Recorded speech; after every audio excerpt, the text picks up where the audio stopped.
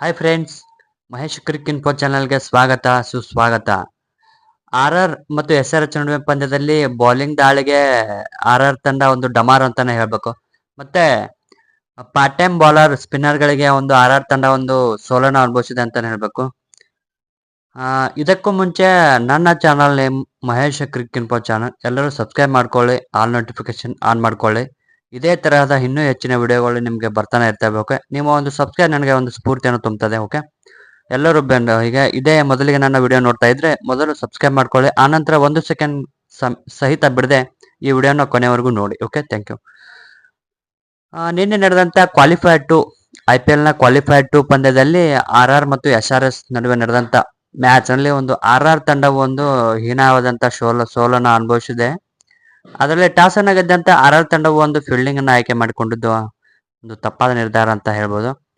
ಅಲ್ಲಿ ಬ್ಯಾಟಿಂಗ್ ಅನ್ನ ಆರಂಭಿಸಿದಂತ ಟಾಸ್ ಅನ್ನು ಸೋತರೂ ಸಹ ಬ್ಯಾಟಿಂಗ್ ಅನ್ನ ಆರಂಭಿಸಿದಂತ SRH ತಂಡವು ಒಂದು ಆರ್ ಬೌಲಿಂಗ್ ದಾಳಿಗೆ ಒಂದು ನಡುಗಿದರೂ ಸಹ ಒಂದು ಉತ್ತಮವಾದಂತ ಮೊತ್ತವನ್ನು ಗಳಿಸಿದರು. ಅಂದ್ರೆ SRH ತಂಡವು ಫಸ್ಟ್ ಮೊದಲು ಬ್ಯಾಟಿಂಗ್ ಮಾಡಿ 175 ರನ್ ಗಳಿಸಿ 9 ವಿಕೆಟ್ ಕಳ್ಕೊಂಡು ಒಂದು ಉತ್ತಮವಾದಂತ ಮೊತ್ತವನ್ನು ಗಳಿಸಿದರು. ಅದರಲ್ಲಿ ಟ್ರಾವಿಸ್ ಹೆಡ್ ಅವರು 34 ರನ್ ಗಳಿಸಿದರೆ ಮತ್ತು ರಾಹುಲ್ ತ್ರಿಪಾಠಿ ಅವರು ಒಂದು 37 ರನ್ ಗಳಿಸಿದರು. ಮತ್ತು ಹೆನ್ರಿಕ್ಸ್ ಕ್ಲಾಸನ್ ಅವರು ಒಂದು ಅರ್ಧ ಶತಕವನ್ನು ಗಳಿಸಿದರು. ಮತ್ತೆ ಆರ್ ಬೌಲಿಂಗ್ ನಲ್ಲಿ ಉತ್ತಮವಾದಂತ ಬೌಲಿಂಗ್ ದಾಳಿಯನ್ನು ಯಾರು ನಡೆಸಿದಾರಪ್ಪ ಅಂದ್ರೆ ಬೋಲ್ಟ್ ಅವರು 3 ವಿಕೆಟ್ ಅನ್ನು ಪಡೆದರೆ ಸಂದೀಪ್ ಶರ್ಮಾ ಅವರು 2 ವಿಕೆಟ್ ಅನ್ನು ಪಡೆದರು. ಅದಂತರ ಆಬಿಸ್ ಖಾನ್ ಅವರು ಒಂದು 3 ವಿಕೆಟ್ ಅನ್ನು ಕಬಳಿಸಿದರು.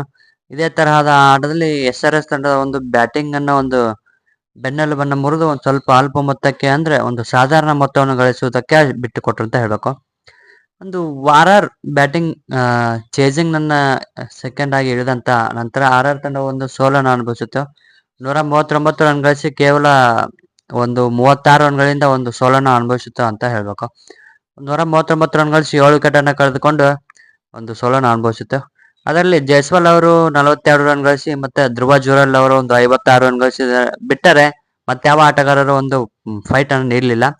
ಇದು ಒಂದು ಒನ್ ಸೈಡೆಡ್ ಮ್ಯಾಚ್ ಆಗಿ ನಡೆಯುತ್ತೆ ಅಂತಾನೆ ಹೇಳ್ಬೇಕು. ಮತ್ತೆ SRH ನಲ್ಲಿ ಬೌಲಿಂಗ್ ಅನ್ನ ಯಾರು ಭರ್ಜರಿಯಾಗಿ ಮಾಡಿದ್ರಪ್ಪ ಅಂದ್ರೆ ಪ್ಯಾಟ್ ಕೆಮಿನ್ಸ್ ಅವರು 1 ವಿಕೆಟ್ ಅನ್ನು ಪಡೆದರೆ ನಟರಾಜನ್ ಅವರು ಕೂಡ 1 ವಿಕೆಟ್ ಅನ್ನು ಪಡೆದರು. ಇಲ್ಲಿ ಆಲ್ರೌಂಡರ್ ಆಟ ಆಡಿದಂತ ಶಬಾಜ್ ಅಹ್ಮದ್ ಅವರು ಒಂದು 3 ವಿಕೆಟ್ ಅನ್ನು ಕಬಳಿಸುವುದರ ಮೂಲಕ man of the match award ಅನ್ನು ಕೂಡ ಪಡೆದರು.